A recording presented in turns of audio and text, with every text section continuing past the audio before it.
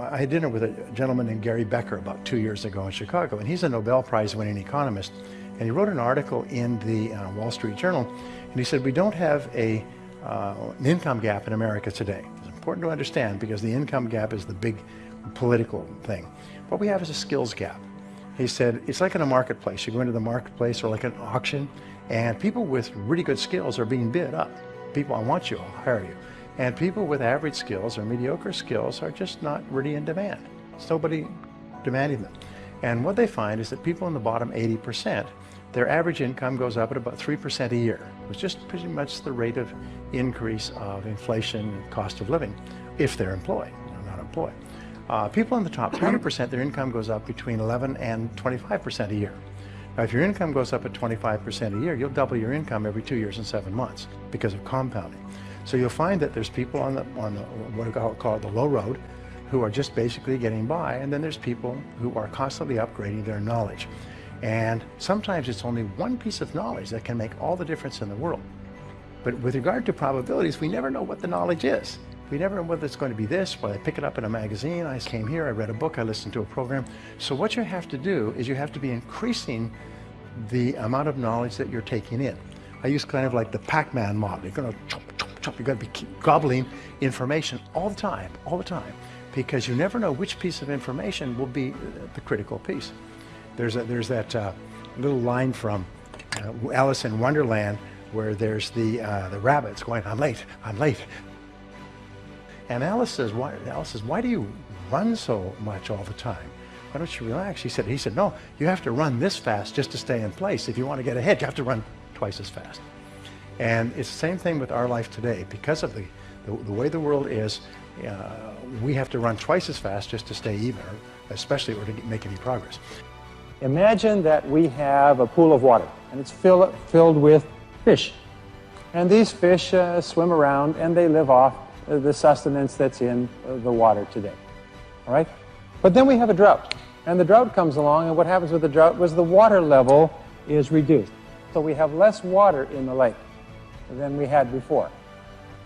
Now notice what has happened here is we have the same number of fish, and they're just as hungry as they always were, and they now have to swim in a smaller body of water and get the same amount of sustenance as before. This is very much a picture of our national, regional, international, global economy, is that we have more and more competition because we have more and more fish in a smaller body of water competing for the same level of sustenance. Your job is to become more and more effective competing in a far more competitive environment than has ever existed before. The average person today, because of the speed of change, believe it or not, is making more decisions in a month than their grandparents made in a lifetime. More major life-forming decisions are made in a month, in many cases, than your grandparents made in a lifetime.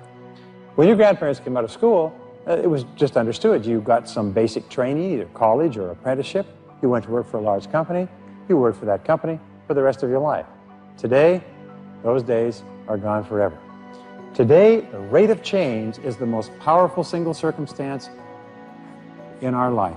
And I say that basically the race is on. It's not a matter of whether or not you like the race. It's sort of like a law of gravity. It doesn't matter what you think about it. If you step off a 10-story building, you're going to go splat on the sidewalk, whether you believe in gravity or know about gravity, or whether gravity is particularly convenient for you. Today, the rate of change is not only accelerating, it's getting faster and faster, but it is also discontinuous in that it is breaking up and it's coming from different directions. And people can be going along doing what they're doing for a long period of time, and something will come out of left field and just knock us off the map. So what is your goal? Your goal is to get into the top 10%. Your goal is to be one of the best. A group of very successful businessmen were sitting around a table not long ago, and they were talking about success, and they'd spent many years in the subject, and they'd made many millions of dollars. And one of them summarized it by saying, success is goals, and all else is commentary. In fact, I've come to the conclusion that if you develop the ability to set goals properly and to work toward them on a regular basis, it'll do more for you than all the education, all the schools, everything that you could possibly get. Now, the subject of goals is a big subject. It's so big that they don't teach it in any of our schools. I eventually got back into university in my 30s. I took a postgraduate education, a master's degree. and I never got a single hour on goal setting. You can go through 10, 12, 15 years in our schools and never be taught what I call the master skill of success. Yet, you know something? If you look at successful people, if you study successful people, you look at their lives, you find that every single one of them, their lives went on in an average way, usually for a long time, and then suddenly they got a goal. They got a mission. They got a purpose. There was something that they wanted to accomplish, and it was very clear in their mind, and they wrote it down. And with a goal or a mission, a person will accomplish more in 1 or 2 years than the average person accomplishes in 5 or 10. Now, when I first discovered goals, I was 23 years old. I'd never heard of them before outside of sports. And what the basic education said to me was, if you have a goal, write it down, set a date for its accomplishment, make it measurable, make a plan, and get busy. So I took a piece of paper, a scrap piece of paper, I wrote down a couple of goals. What the heck, doesn't cost anything. I set a deadline, made a plan, I went out and got busy. I lost the paper. 1 month later, I had accomplished everything I'd written down. They were such ridiculous goals that I recognized that even though I didn't have a copy of the list, that the very act of setting the goal seems to activate a whole series of powers in the universe. It seems to activate your subconscious and superconscious minds. It seems to activate the law of attraction, which draws people and circumstances to you. It's the most incredible darn thing in the world that when you start to set goals, you change everything about you. Some years ago, I worked with the Hunt Oil Company in Texas. The Hunt Oil Company was founded by H.L. Hunt, who became the wealthiest, self-made, multi-billionaire in the world. At his peak, he owned 200 companies and had a royalty income of $3 million a day. And he was interviewed by a friend of mine on television before he died in the early 70s. And he was asked, what are the secrets to success? He said, the keys to success have only been 2 through all my life, and I will tell you what they are. He said, number 1, he said, decide exactly what it is you want and write it down and make a plan to achieve it. And number 2 is determine the price you're going to have to pay to get it, and then resolve to pay that price. Now let me give you a quick exercise, which is my only take-home or homework exercise for our time together.